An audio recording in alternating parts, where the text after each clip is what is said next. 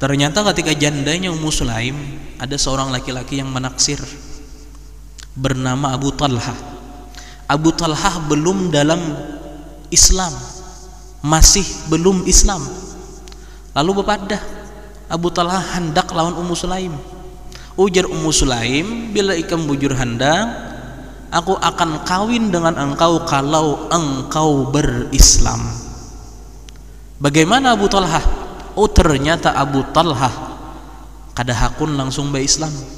Amun aku masuk Islam je Abu Talhah gara-gara hendak kawin hawara, itu kada bujuran ngarannya.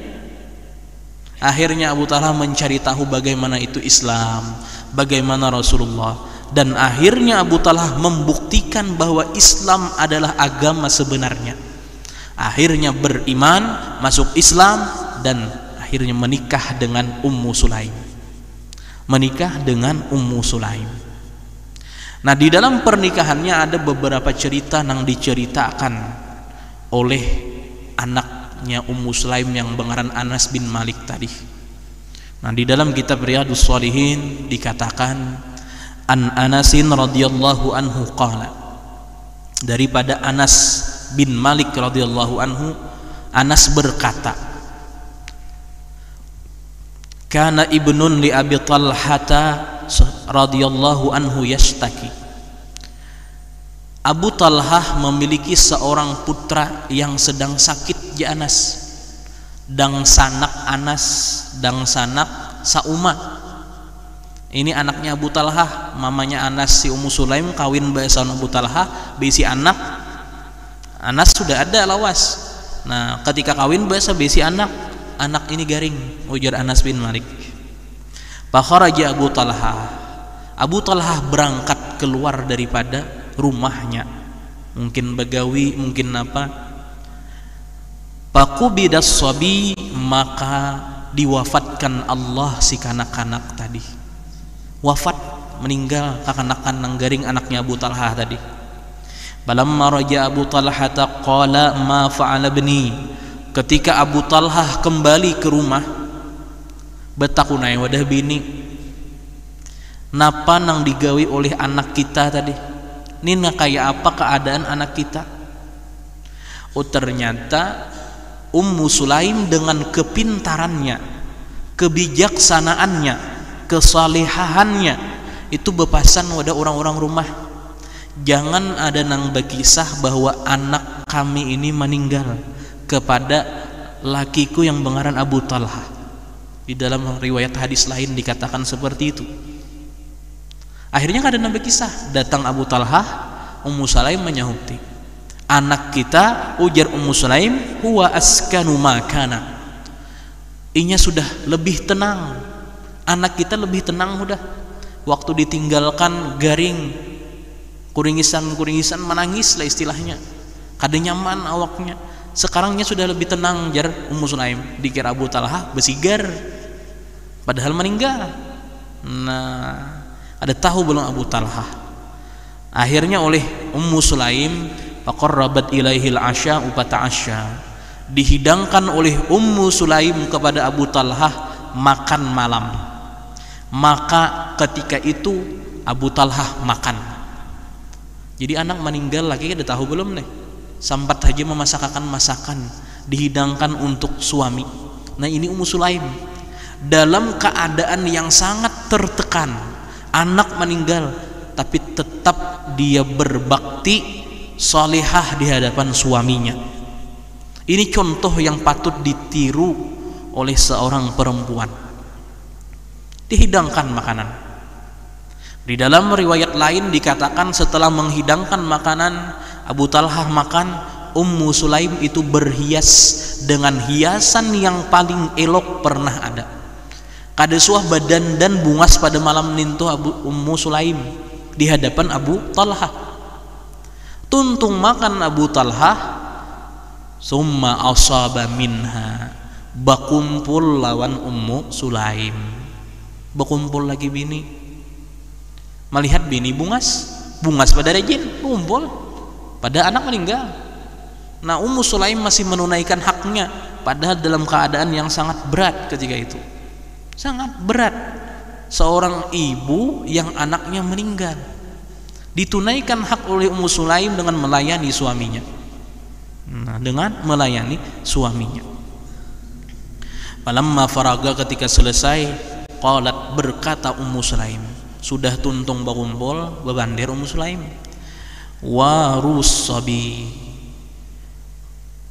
kubur, tanam anak kita nintu, hanyar bepada pada anak meninggal, hanyar bepada pada anak meninggal. Istilahnya sudah parut kanyang, sudah istilahnya syahwat sudah tak kontrol, hanyar hati sudah tenang. Si Abu Talha hanyar dihabari oleh Ummu Sulaim. Pintarnya Ummu Sulaim mendengar macam itu, tetap Abu Talha ini ada rasa berat. Pokoknya isu kepada hakan tuh pengelawan Nabi. Kenapa bini kada mahabari? Bini kada mahabari secara langsung, sampat saja macam-macam, hendak mengadukan kepada Rasul. Akhirnya lamma asbaha Abu Talha ta'ata Rasulullah sallallahu alaihi wasallam fa akhbarhu, manakala waktu pagi tiba, Abu Talha mendatangi Rasul sallallahu alaihi wasallam, datang kepada Nabi. Apa yang diceritakan? Diceritakan oleh Abu Talha serinci-rincinya. Sumalam ulun tulun pada rumah anak garing, bulik ke rumah takuni bini, ujar bininya benyaman sudah. Sakannya bini menghidangkan makanan, melayani ulun, sudah selesai, disuruh mengubur anak, hanyar dihabari. Nabi mendengar itu, akhirnya Nabi bertanya, arastumul lailah, jadi pengantin kah malam tadi ya Nabi? Jadi pengantin kah ya Nabi? Nah, qala na'am, inggih wahai Rasulullah, jar Abu Talha. Ternyata Nabi bukannya membela Abu Talha. Qala bersabda Nabi, Allahumma barik lahuma, ya Allah berkahi bagi keduanya, berkahi malam keduanya. Didoakan Nabi nang malam tadi bakumpul Abu Talha dengan Ummu Sulaim, itu dapat berkah, dapat berkah. Nah, akhirnya apa? Akhirnya pawaladat gulaman, ternyata nang malam itu bakumpul jadi anak, jadi janin di rahimnya Ummu Sulaim. Lahirlah seorang anak laki-laki. Beberapa bulan kemudian, sudah sempurna masa kehamilan, lahir seorang anak laki-laki. Abu Talha dengan senangnya, faqala li Abu Talha, Abu Talha menyuruh si Anas bin Malik dan sanak daripada si anak nahnya lahir nih. Nah, ujarnya Abu Talha, ihmilhu hatta ta'tiya bihin Nabi, bawa nih anak hal nang gulam nang halus hanyar lahir nih, ading ikam nih bawa kepada Nabi, bawa kepada Nabi. Paba'atha mahu bitamarat, dikirim oleh Abu Talha dengan Anas bin Malik nang membawa ading nang halus tadi beberapa tamar. Anas bin Malik sudah umurnya sudah kira 20 tahunan. Bawa beberapa tamar juga kepada Nabi, membawa ading tadi. Nah, faqala, sampai kepada Nabi, faqala, maka bersabda Nabi, ama ahu syai', ini anak dibawa ke wadahku je Nabi, adakah nang lain lagi nang dibawa? Nah, faqala, berkata na'am, berkata Anas, ada wahai Nabi, tamarat, beberapa biji tamar, beberapa biji kurma. Fa akhadahan nabiyyu, Nabi ambil itu tamar, pamadagha, dikunyah oleh Nabi. Nah, summa akhadaha min pih, dikeluarkan Nabi, faja'alahu pipi sabi, diandak Nabi tamar yang sudah dikunyah itu di mulut si anak, di mulut si anak nang hanyar lahir. Ummahan nagahu, ditahnik, ditahnik. Sunat kan bagi bayi nang hanyar lahir itu ditahnik dan diberi makan kurma dengan cara dikunyahkan. Dikunyahkan sudah sampai lanik, hanya dimasukkan ke muntung si anak, dimasukkan ke muntung si anak. Ya, sebelumnya diazanakan, dikamatakan kan, imbahnya hanya ditahnik dan disuruh kalaunya ada di situ orang nang saleh, orang saleh nang menggawiakannya, macam kayak Anas bin Malik membawa adingnya kepada Nabi. Walaupun Anas orang hebat, tapi ada yang lebih hebat nang dekat dengan tempat kelahiran tadi, dibawa kepada Nabi, minta tahnikakan Nabi. minta tah nikahkan Nabi. Nah, wasammahu Abdullah, dan Nabi memberi nama kepada si gulam, si anak tadi dengan nama Abdullah. Jadi Ummu Sulaim itu berisi anak yang hidup yang terkenal dua. Yang pertama Anas bin Malik, yang kedua Abdullah. Anas bin Malik itu anaknya Malik, suami pertama Ummu Sulaim. Abdullah itu anaknya Abu Talhah, anak daripada Ummu Sulaim perkawinan dengan Abu Talhah. Di antaranya di tengah-tengah tuh ada yang meninggal, dan akhirnya ketika diadukan kepada Nabi, Nabi doakan diberkahi. Nah, di dalam riwayat bagi Imam Bukhari berkata Ibnu Uyainah, waqala rajulun minal ansar, berkata seorang laki-laki daripada kaum Ansar, para'aitu tis'ata auladin kulluhum qad qara'ul Qur'an, yakni min auladi Abdillahil Maulud. Aku lihat akan 9 anak daripada keturunan Abdullah yang lahir nang dibawa Anas tadi nang dingarani Nabi teh, nang mana lahirnya itu berkat doa Nabi agar diberkahi kawitannya pada malam bakumpul itu. Kulihat seluruh keturunannya yang 9 itu ahli dalam baca Quran, ahli dalam baca Quran, tentunya hafal dan tahu kiraatnya. Kalau kita wahini orang bisa baca Quran tuh banyak. Kenapa? Bukan karena ahli baca Quran, tapi Qurannya nang harat. Kenapa? Quran wahini ada titiknya, ada barisnya, ada wakafnya, tanda-tanda tajwidnya, bahkan ada wahini Quran kayak pelangi, buka warna-warni dalamnya. Bila hijau izhar, bilanya kuning iqlab, bilanya habang ikhfa, banyak tanda baca.